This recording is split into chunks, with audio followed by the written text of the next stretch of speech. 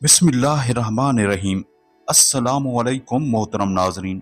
बनी इसराइल में दो भाई थे जिनमें एक मुसलमान था और दूसरा काफिर था। दोनों दरिया के शिकारी थे। काफिर बुत को सजदा करता था, मगर जब मछलियों के लिए जाल तैयार करता तो उसमें ढेरों मछलियां आ जाती कि इसको खींचना भी उसके लिए मुश्किल हो जाता। मगर मुसलमान के जाल में सिर्फ एक ही मछली आती थी और इसी पर सब्र के साथ खुदा का शुक्र अदा करता था। इत्तफाकन एक रोज उस मुसलमान की बीवी अपने मकान की छत पर गई तो उसकी नजर काफिर की बीवी पर पड़ी जो जेवर और बेहतरीन लिबास से आरास्ता थी। ये देखकर उस मुसलमान की बीवी के दिल में वसवसा पैदा हुआ कि काश मैं भी ऐसी होती। तो काफिर की बीवी बोली, तू अपने शोहर को इस पर आमादा कर ले, वो भी मेरे शोहर के माबूद यानी बुत की इबादत किया करे ताकि तू भी मेरी तरह मालदार हो जाए। ये सुनकर मुसलमान भाई की बीवी कुछ गमजदा सी होकर नीचे आई और जब उसका शोहर घर आया तो उसने बीवी का हाल मुतगय्यर देखकर दरियाफ्त किया, आखिर क्या बात है जिससे तू इस कदर गमजदा मालूम होती है। तो वो कहने लगी, बस मियाँ, या तो तुम मुझे तलाक दे दो या अपने भाई के मबूद की इबादत शुरू कर दो। ये सुनकर उसके शोहर ने कहा, खुदा की बंदी, तू खुदा से नहीं डरती? ईमान की दौलत मिलने के बाद ये कुफ्र की बातें करती है। तो औरत बोली, बस मुझसे अब ज्यादा बातें ना बनाओ, मैं भी दूसरी औरतों की तरह अच्छा लिबास और अच्छे जेवरात पहनना चाहती हूँ। जब उस मर्द मोमिन ने देखा कि ये औरत जिद पर उतर आई है और उसका इसरार हद से बढ़ चुका है तो उसने औरत को तसल्ली दी। कहा, अच्छा, घबराने की जरूरत नहीं है, मैं कल से कारीगरों और मजदूरों में जाकर मेहनत करके तुझे रोजाना 2 दिरहम देता रहूंगा, तो इससे अपनी हालत दुरुस्त कर लेना। ये सुनकर औरत को कुछ तस्कीन हासिल हुई और सवेरे ही वो मोमिन मर्द मजदूरी की तलाश में निकला, लेकिन किसी ने उससे हाल तक न पूछा।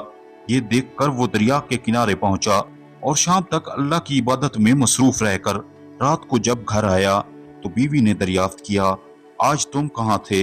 वो कहने लगा, मैं बादशाह की खिदमत में मसरूफ था, उसने मुझसे 30 दिन काम करने की शर्त की है।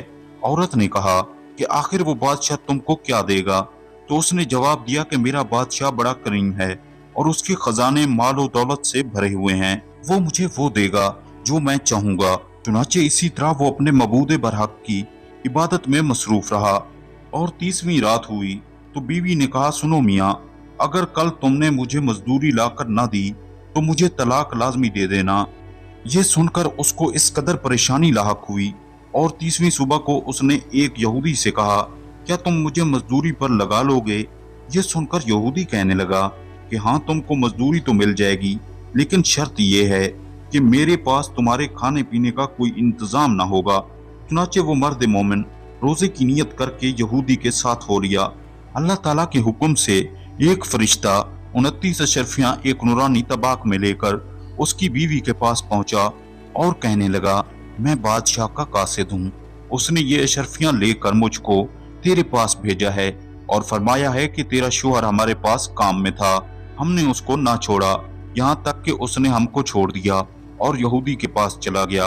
अगर वो हमारा काम करता तो हम उसको और ज्यादा उजरत देते, बस एक अशरफी की कमी इस वजह से है। चुनाचा वो औरत इन अशरफियों में से एक अशरफी लेकर बाजार गई। सुनार ने उसकी 1000 कीमत औरत के हाथ में रख दी और जब शाम को वो मोमिन मर्द घर वापस लौटा तो औरत ने उससे दरियाफ्त किया, आज तुम कहाँ थे? उसने जवाब दिया कि आज मैं एक यहूदी के काम पर गया हुआ था। तो बीवी कहने लगी कि आखिर बादशाह की खिदमत तर्क करके तुम दूसरे की खिदमत क्यों करते हो?